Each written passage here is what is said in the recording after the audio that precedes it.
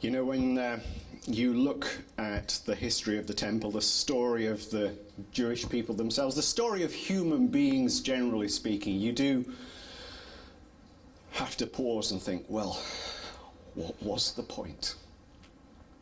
I'm not one for quoting Shakespeare, though I do love Shakespeare, but when I first read this passage and started to think about the history of that building that was the place of God's presence at the heart of his people for so much of their history, the significance invested in it, this little act of Jesus at the start of what we understand from John was his first Passover, the first of 3 Passovers. That's 3 years worth of ministry that Jesus ventured to Jerusalem to celebrate. Life is but a walking shadow. It's a poor player that struts and frets his hour upon the stage and then is heard no more. 'Tis a tale told by an idiot, full of sound and fury and signifying nothing. That was Shakespeare's take on it. What does it take to reform human beings and make them good and honourable and gracious and compassionate and loving? Not a brick building or a stone building in this case. This wasn't the first cleansing of the temple that you find in the Bible. Back in 2 Chronicles chapter 29, after another period of decline and fall and decay, where kings had enticed their people to neglect the worship and word of God and go their own way, raise up idols for reasons known only to themselves, whilst allowing the temple as the harbour of God's presence at the heart of his people to fall into ruin and decay. 2 Chronicles 29 speaks of a new king with a real heart for God and a hunger for the health and safety and well-being of his people comes to power. Even though the priests and the Levites, the religious authorities, have been complicit in the decay and fall and the ruin of the temple, he entices them back to rededicate themselves and reconsecrate themselves. It takes them days to clear out the rubble all the way through the temple and to restore it and rededicate it for its worship. His whole reign, lifelong, was one of passionate well-being for his people, come what may in their lives. And with his death, it all went back to the way it was before. And by the time you reach the end of 2 Chronicles, you do reach the end of that time and that history with God's people, that first history. And it ends with the destruction of that temple that was built by Solomon to God's blueprint, inhabited by the presence of God himself, but by that stage he'd already left the building. The building was empty of his presence.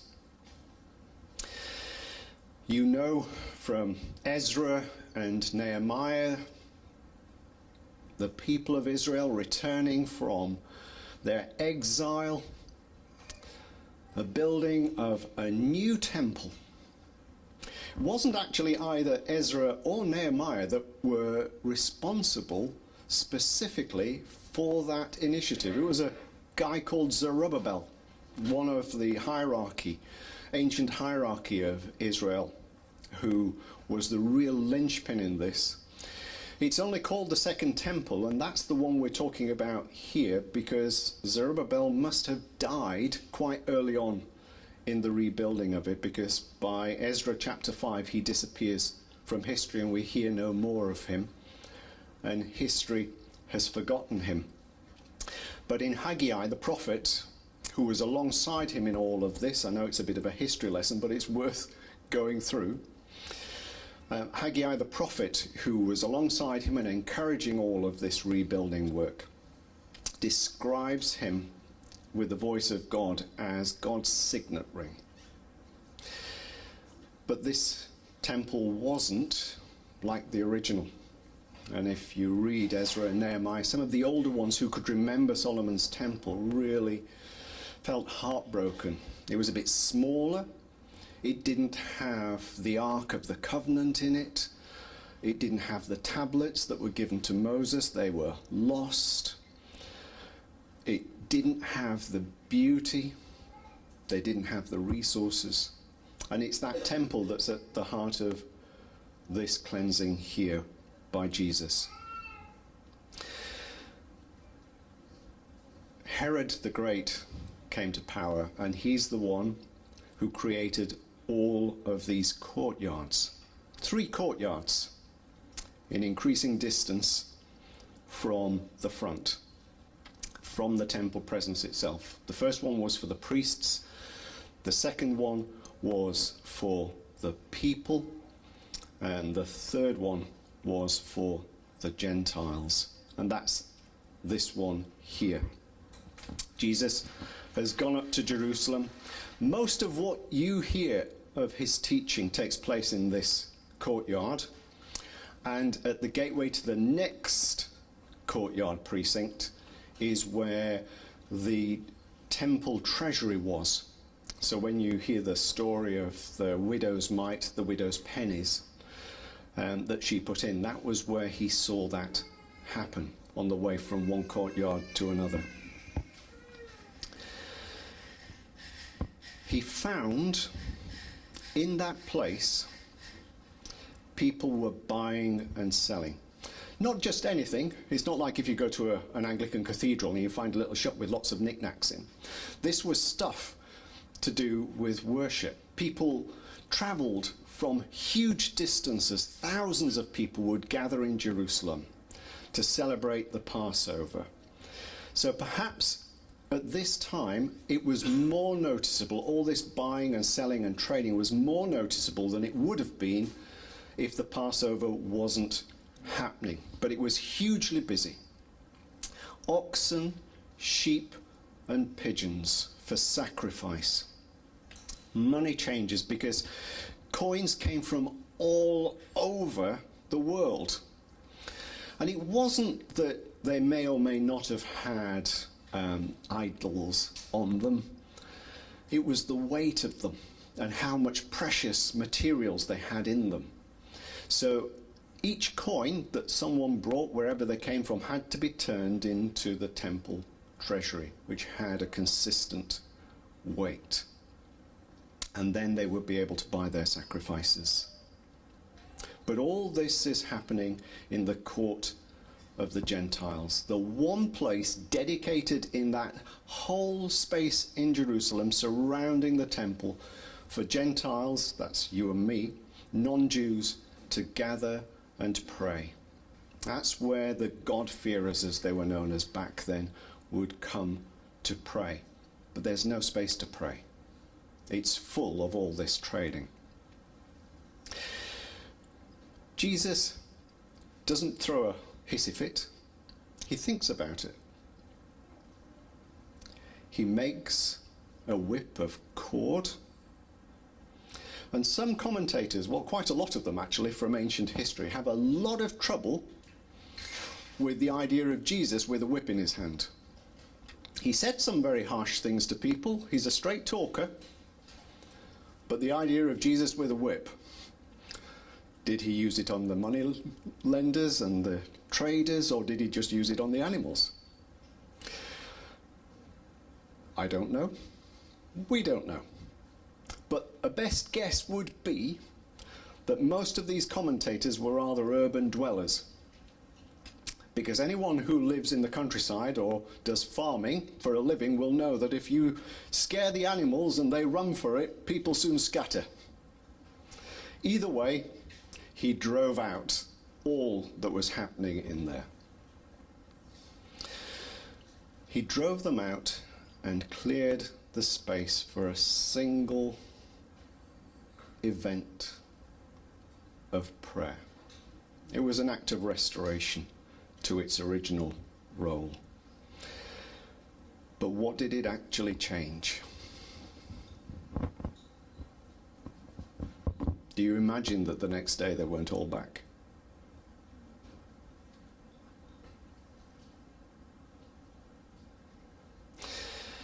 People ask for a sign. What sign do you show us for doing these things?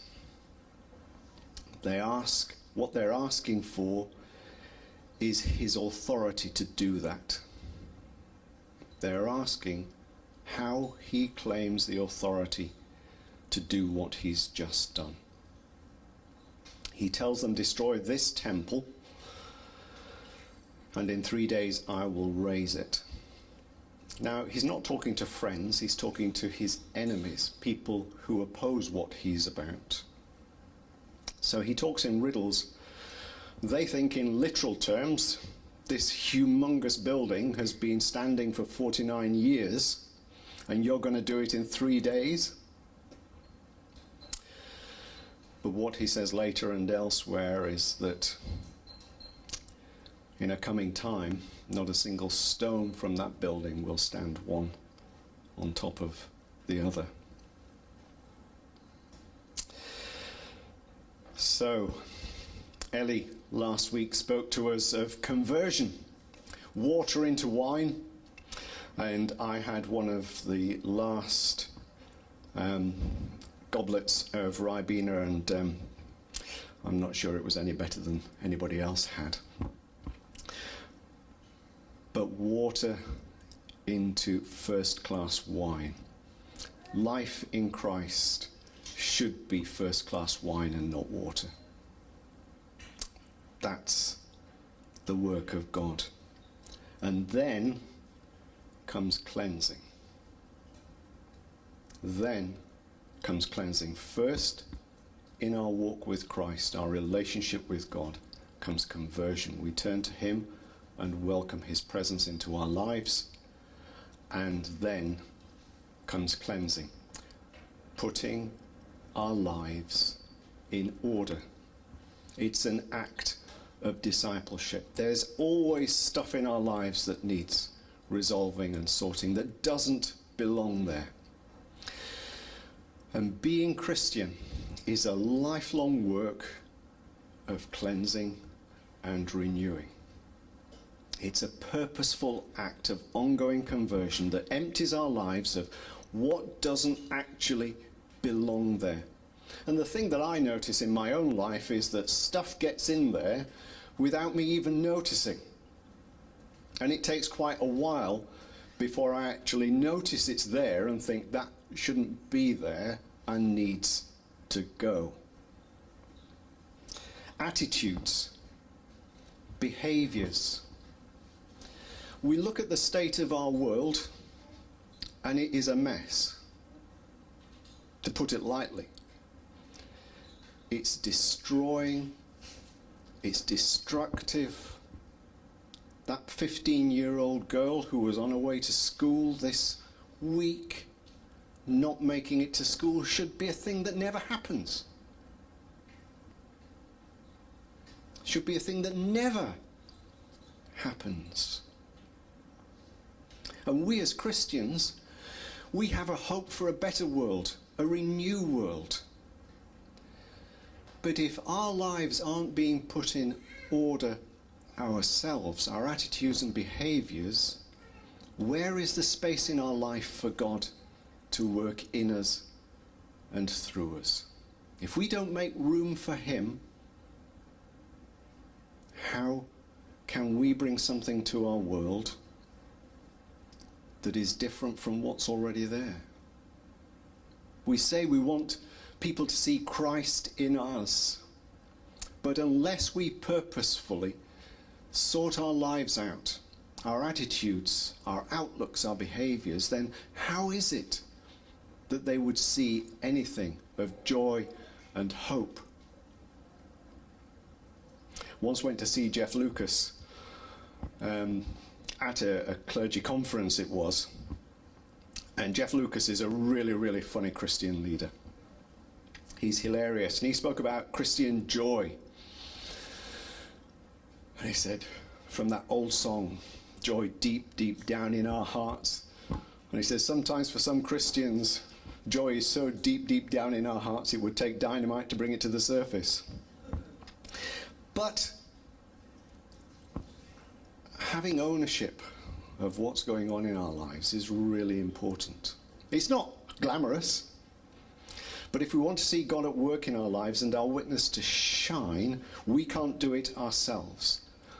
We ourselves as human beings can't bring the attractiveness of Christ to others unless he naturally inhabits our lives and influences both who we are, what we say and how we speak to each other, how we care and watch over each other, how we spend ourselves in care and compassion for each other, which always starts with ourselves, being compassionate and loving for ourselves.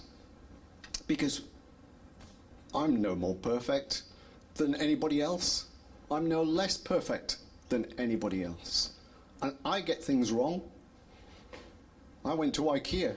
That never ends well in our house. I hate DIY with a passion. I don't know why anyone would do it. Who thought that was a good idea? Anyway. But I know that of myself. And I kind of have to gird my loins to do it and pace myself. And it's done. It's all over. It's now history. It's in the past. The stuff's up.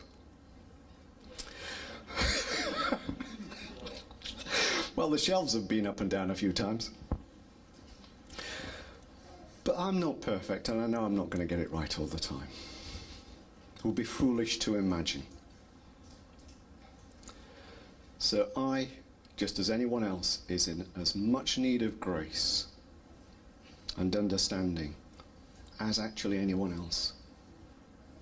And for me to spend myself in the care of others without caring for myself will be ultimately destructive. And the same is true for you as well.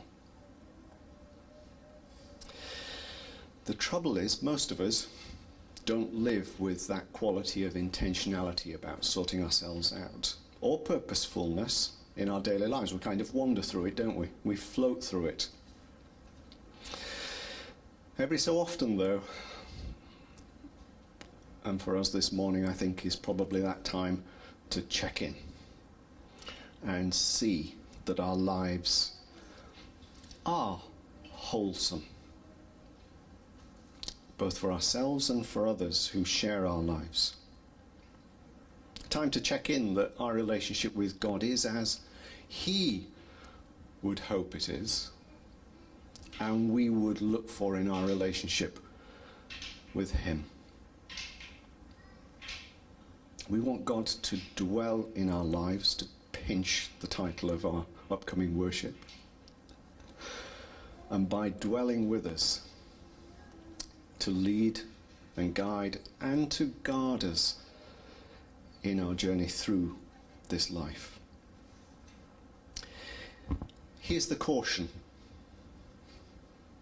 If you're just going to go with the flow, come what may, and you think you've got your life sorted, just check that you know where that flow is going to take you. Off the edge of a high waterfall is not going to have a happy ending. Those who know me well know that my personal sense of direction is not good. Stop laughing.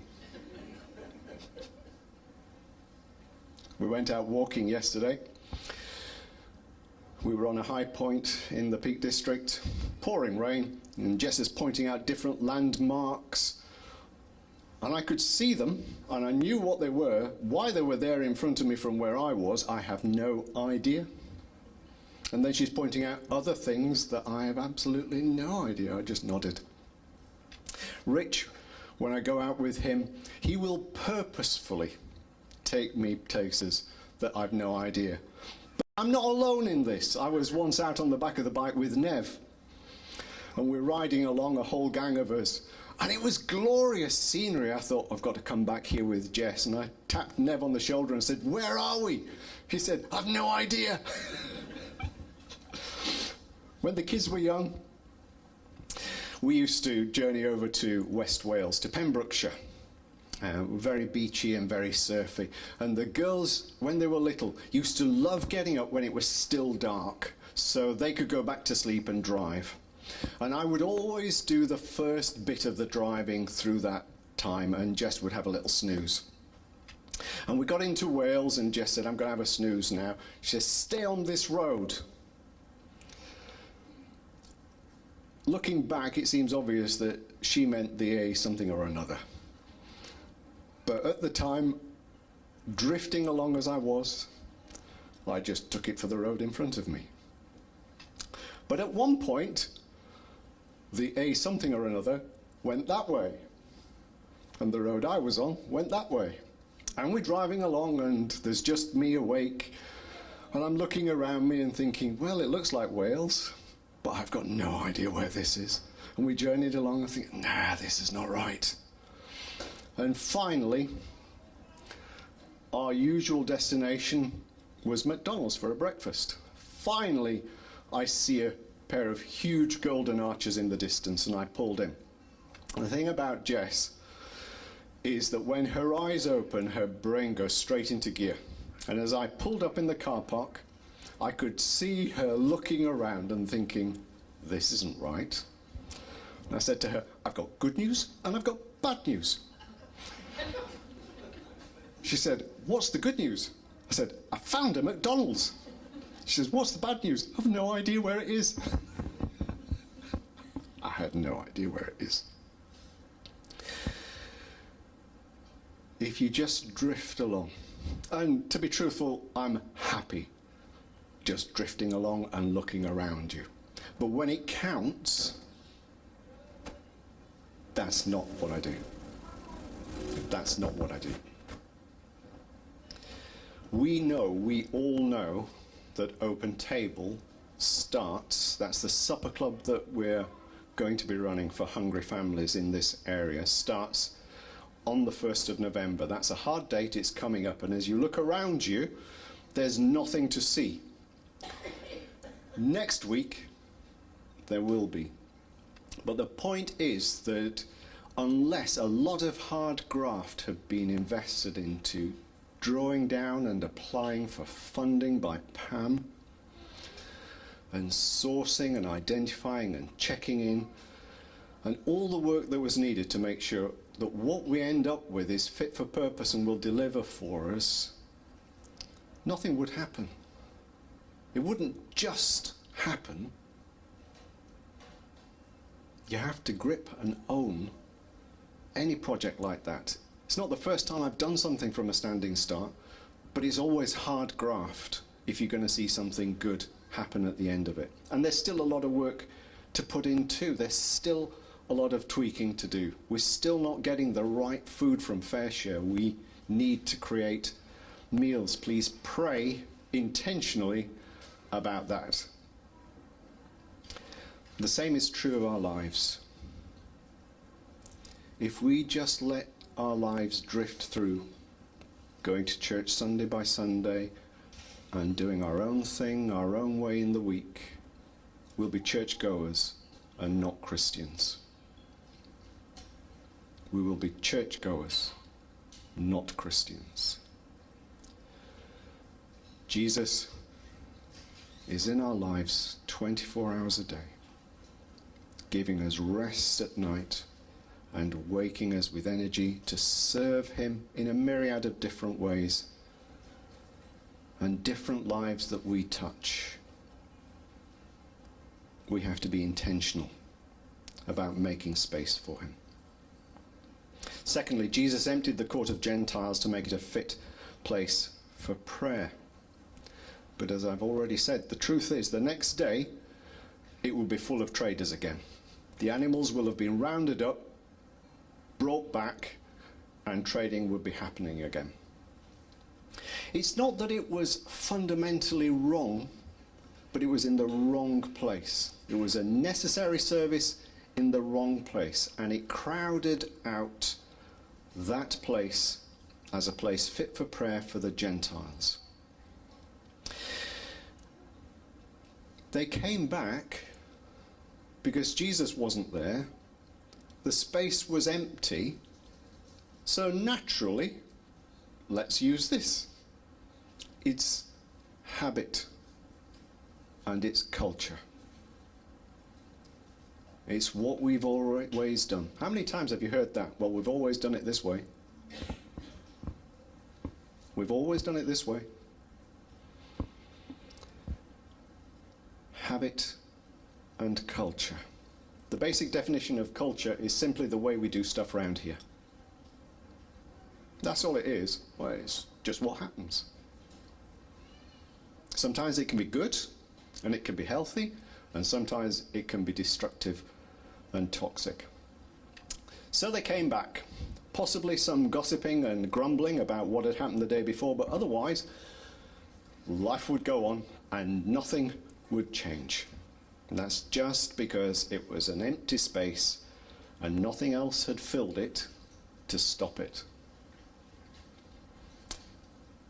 Matthew 12:43 tells the story of an unclean spirit that gets ejected from a life that it's inhabited.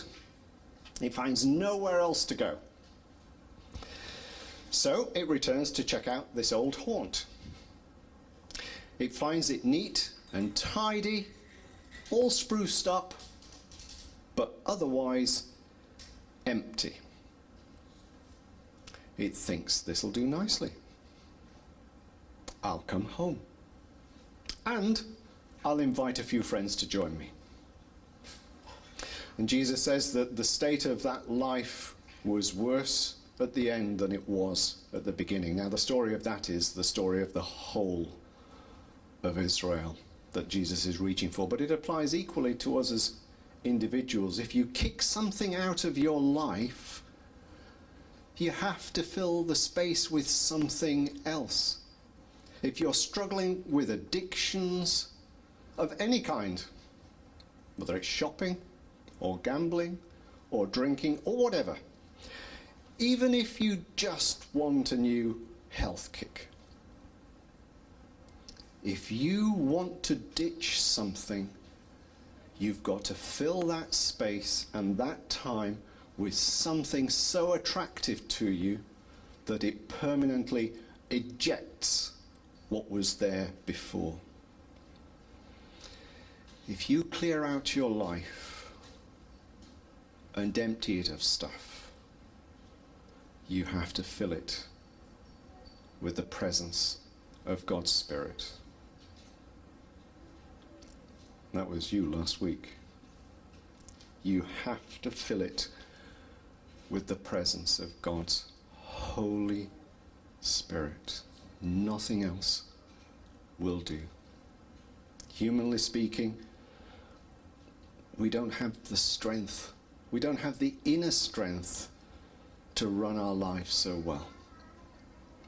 If we could, there would have been no need for the cross, no need for the death of Jesus, because all it would take is just one human being so in control of themselves that they could truly be human as God originally intended.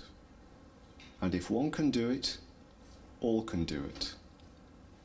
But no one can. Only Jesus. You're right, Bob. Only Jesus. If we want to see our lives changed and made more Christ-like, then Christ, by his Spirit, is the way we do it. Finally, the temple, as I said, wasn't the original built by Solomon. It didn't have the same grandeur, and until Jesus turned up, it didn't have the presence of God as the original did at its creation. But that temple, that temple is still God's. Even though it wasn't the original, it wasn't exactly as he intended it to be. It was a bit smaller, it was a bit less grandiose, it was a lot more shabby. It was still God's. And in this act of cleansing, he declares his ownership. He declares his ownership of it, and he declares an interest in what happens there. And the same is true of our lives. The same is true of your life. The same is true of the lives of those who walk these streets, not knowing what's happening in here. The same is true of our loved ones, our friends, our family who don't know Jesus, and who we probably wonder about. But even though they don't know him, or don't want to know him, they're messed up, Jesus still declares that God has an interest in them, and they are still his. Lost, but they are still his. It does not matter how messed up or how empty of God our lives may become, how lost we ourselves feel we are when we look at what's happening in the world and our communities, however godless they seem. And there seems to be increasing destructiveness everywhere. God still has a declared interest in what happens there and the lives of those who live there. And so should we. His people, so should we have a declared interest in what's happening there, and a declared intention and passionate and compassionate interest and presence there. Jesus was making space for people to meet with God. We should be about the same business, with the same level of realism as Jesus, who didn't trust himself to his new fans, as you heard at the end of that reading.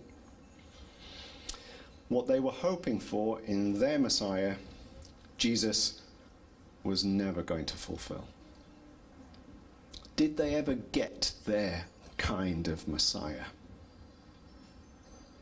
Yes. Yes, they did.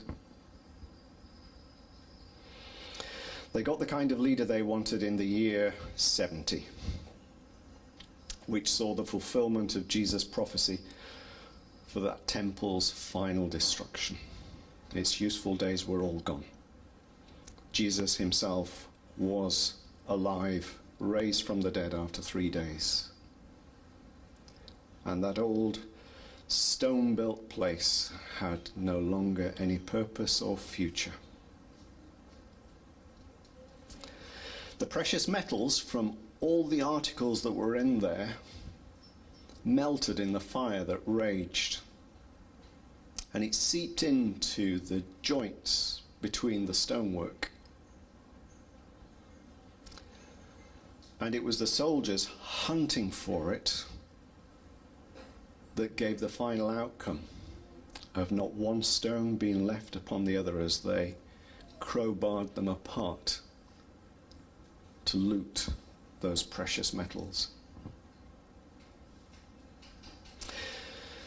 Our world, I don't know how to fix. Some parts of it, if you view it with realism, and we're back to Shakespeare's cynicism, are probably hopeless from a human point of view. I have no idea how to undo such harm. We probably don't go around beating people up. But sometimes the words that we say to each other, they do an awful lot of harm. And they leave scar tissue in people's lives that haunts them lifelong. How you undo that is a skill beyond me. So I'm going to leave you with a story of hope and the reason why I chose this path of travel to be an ordained Anglican minister rather than any other that over time became available. As many of you know, I was a chef, a restaurateur. I lived in Denmark. I had become a Christian not that long before I left for Denmark. And whilst I was over there, some of my friends were at university in Aarhus, the second city in Denmark, the second largest city in Denmark. And they were reading theology. And we had lots of very late nighttime discussions. And I was just that little bit older than them. And they would come and sit in the kitchens, with a coffee usually, and talk. And I would sort of listen, but I was a bit busy. And food was my passion, not people. That is the honest truth. Food was absolutely my passion, not people. And one day, there was a young woman there, and she's talking to me, and it was the story she was telling that arrested me, because, you know, I'd heard all sorts by then. She was a student at university in Aarhus, but because, like here today, it was different back then, but like here, you took out big loans to fund your way through university, which usually people would never pay off. So she had prostituted herself all the way through university, now in her third year. Now in her third year, her Roman Catholic conscience had caught up with her, and she was troubled. She knew I was a Christian, and we were friends anyway, and she knew. And that's why she was telling me this. I honestly did not know what to say or what to do. So two of my friends who ate at my restaurant were Roman Catholics. One was an academic, and the other was some kind of politician or something or another.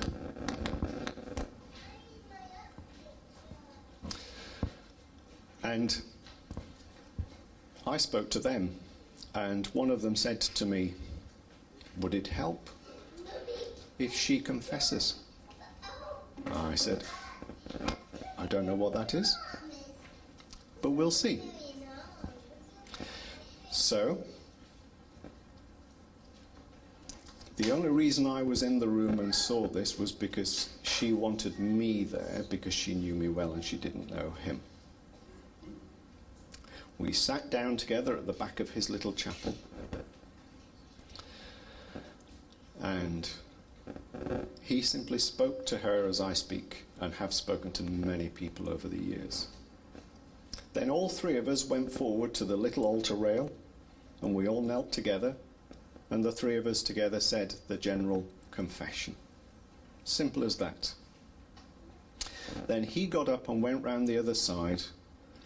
He pronounced the absolution and then laid hands on her and prayed the blessing from Numbers 6. The Lord bless you and keep you.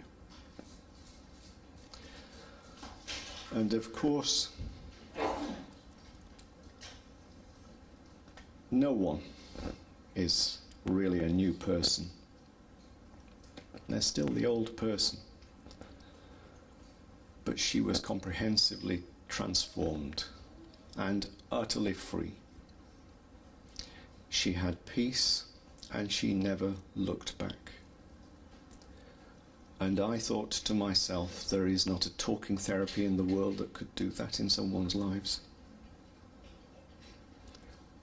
And if he can do that in her life, he can do it in any life. Amen.